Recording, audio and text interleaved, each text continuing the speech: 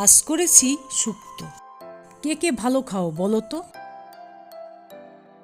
প্রথমে আদা, সর্ষে, পোস্ত ও নারকেল দিয়ে একটি পেস্ট তৈরি করে নিই। সবজিগুলো ধুয়ে কেটে নিই। কড়াইতে তেল দিয়ে বড়িগুলো লাল লাল করে ভেজে নিই। তারপর একে একে উচ্ছে, কলা, বেগুন হলুদ লবণ দিয়ে ভেজে নিই।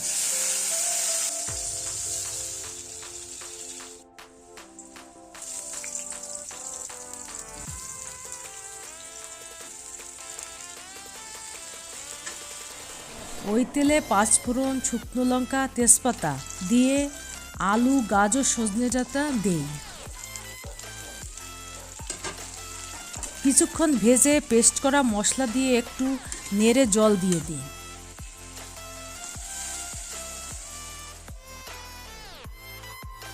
সবজিগুলো সিদ্ধ হলে 1 কাপ দুধ ও চিনি দিয়ে একটু ফুটিয়ে নামিয়ে ফেলি। এই তো হয়ে গেল শুক্তো।